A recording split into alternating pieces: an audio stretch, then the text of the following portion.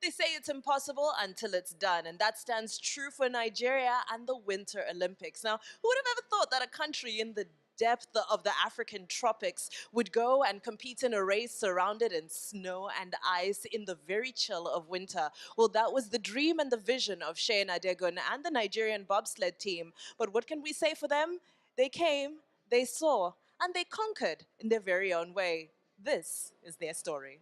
Credit must go to this iconic Nigerian women quartet of Cheun Adigun, Ngozi Onwumere, Omega Akwoma, and Simidele Omonla Adegbo,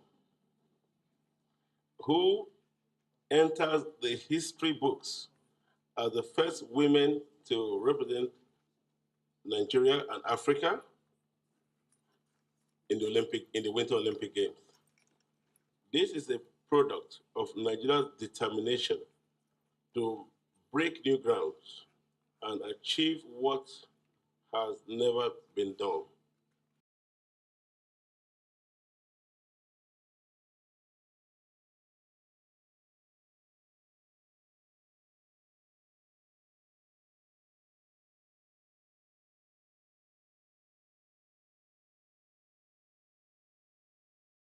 Sheona Digun was born into a sport loving family on January 3rd, 1987, in Illinois, USA. Growing up in a neighborhood that loved basketball and having former basketball player Hakeem Olajuwon as an uncle, she was infatuated with shooting hoops from a tender age. I grew up in a neighborhood primarily with all men, with all boys. You know, I was like one of the only girls that would move with them all the time. And so I thought to myself, basketball is actually my favorite sport. It's actually my first love. And I was very aggressive. I was very athletic. I could jump with the best of them. So I thought I was going to dunk a basketball when I was like 13, 14 years old. And unfortunately, that didn't happen. But it was in my dream to be the shortest woman to dunk and the first woman in the NBA. Growing up, just being able to see and identify with him as a Nigerian, and then later learning that he was actually family, I was like, oh, that's perfect. That means I'm gonna be like him. And I played his position, even though he has clearly at least a foot and a half more height than I do. But I thought that that influence was going to drive me to being an even stronger basketball player. You know, interesting thing is, whenever I was in high school, I actually transferred high schools in the middle of my junior season, my third year there. And that was actually the biggest impact in me changing sports, because when I got to my new high school, I hadn't really been integrated into that system that they were playing. And so I wasn't playing as much basketball there. But one thing that I couldn't be denied was my athletics talent and my speed. And so when I got to the new school, I maintained, you know, athletic dominance, and that was what actually catapulted me up to remembering, like, wow, maybe the realization is you're not going to play basketball in college and you need to make a decision. And so by my senior season in high school, I thought to myself, well, I'm going to give basketball one last shot, and if I don't get the looks from the schools that I want, then I'm going to really dedicate myself to trying to do that in track and field. And funny enough, I didn't even get recruited for athletics until I signed with the University of Houston. I found them. It was the culture of that school that I wanted to embody as well, and I felt like that was just the perfect fit for me. And with athletics, with track and field, that was where my heart landed, and academics, that's where my heart landed. And so when I got there, it just was kind of a no-brainer for me to focus on track and field and not do basketball anymore. Away they go for a late start. And it looks like they win six. Silver. I decided to take it seriously just because all my life people were telling me, you know, you're very talented, you're very athletic. And I'll just be like, okay, thank you. And the competitor in me just always wanted to show greatness. And I felt like you didn't have to be one-dimensional in doing that. You could be, you know, very book smart, and you can be dedicated to, you know, getting yourself along in a career, but you can also be dedicated to being an athlete. And it's okay. It's okay to do both. So whenever I decided to take track and field seriously, I knew that I was making the correct decision. because it wasn't limiting my ability to still be academically strong, because I know where my focus is in life, and it's always being able to be a better version of myself no matter what it is, and life shouldn't be one-dimensional. In 2012, Shewan qualified for her first Olympic experience, but it was not without its own challenges. First Olympic Games 2012 was beautiful. It was one heck of a journey. I went through a lot to get to that point. It was one of those things where for 3 years, all I wanted to do was dedicate myself to qualifying for the Olympic Games. I had been through 2 heart surgeries by that time. I had been through, being on a team, quitting a team, and just like going back and forth between these emotional battles of being able to realize my potential as a track and field athlete, but also just living life and being happy and not having to stress about, health or anything. So that journey to the 2012 Olympics, the devil tried it. He tried it that year. I actually ended up going to the games with a stress fracture in my leg, but it was one of those things where I said, you know what? If God said that I'm going to be here at these Olympics, then I'll be there no matter what. So I'm going to continue. And if my leg snaps in half, if it breaks, then that's just God saying that, look, this is what I've gotten for you, and this is where it's gonna end. But if it doesn't, then God is saying, thank you for trusting me. This is what you are owed for your, resilience and for your dedication. And that's exactly what I did. So I just kept fighting through everything that year. And so getting to the games, I was a bit disappointed, obviously, because I was in the best shape of my life.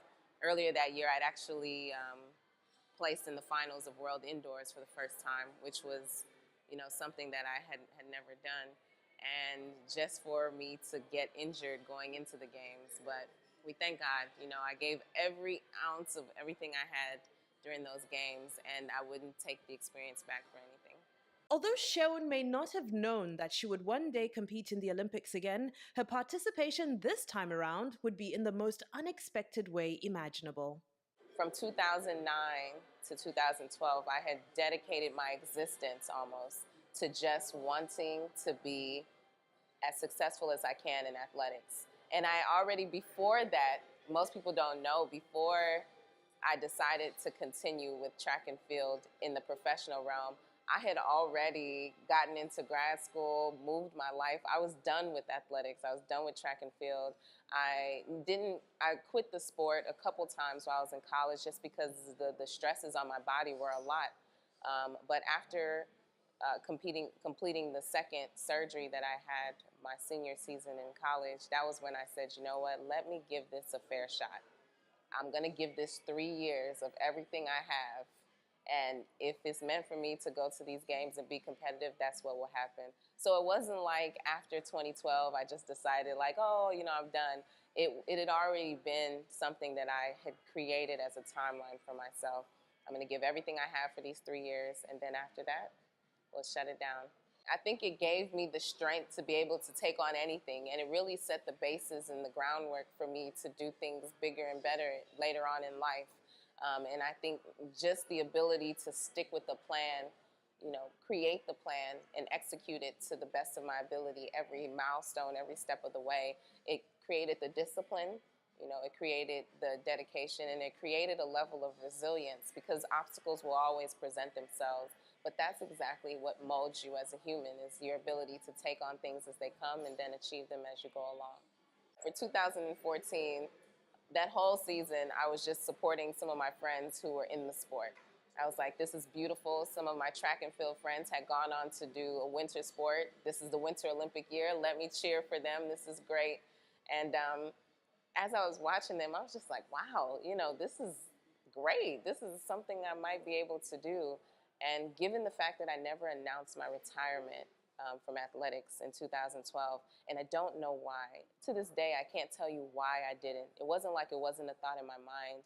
As African champion, as Nigerian champion, my own just upbringing out of respect would just tell me, you need to tell people that this is the end of the road. They shouldn't need to look for you again. But I didn't.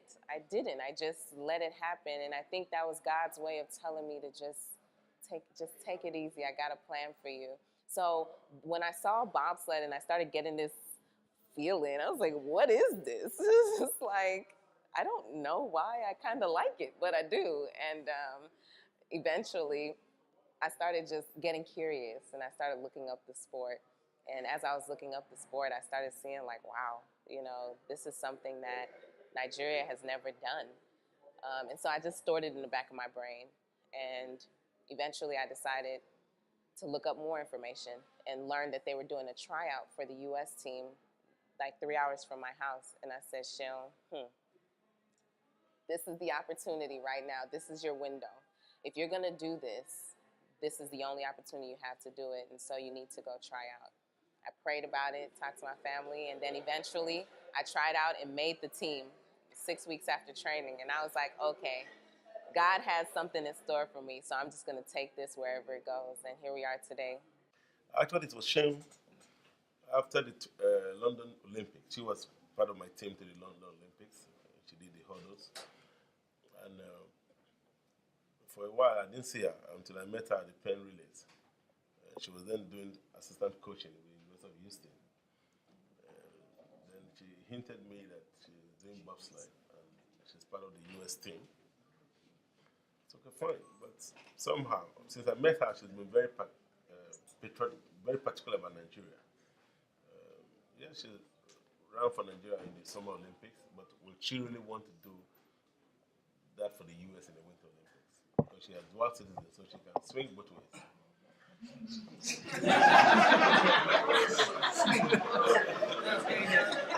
But Those days about swinging.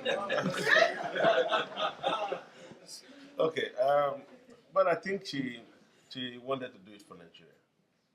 And I said, okay, why not? We can do something. But we didn't talk about it again until 2016. At that time, I was saying, what do we do? Let us look for new ground, do something new. Then she contacted me again. I said, okay, we'll do it. So when I went to Brazil, when I discovered that some people were doing skeleton, but there were a whole lot of issues with the NOC and all that. So she got me somebody from the IBSF. IBSF means the International Bobsled Skeleton Federation. So I had a meeting with them. We agreed, but Nigeria, the thing is complicated, but we were able to resolve all that by December 2016. That is how we now met in my house in the US, and that's how the federation was formed. Now, after forming the federation, there are a series of things you must do to be recognized to participate as a country, and also to qualify for the Olympics. So, from the one, she got everything in place. So we know what to do, where we need to be to qualify. So we started the journey, and she was able to recruit all the other women, except Simi.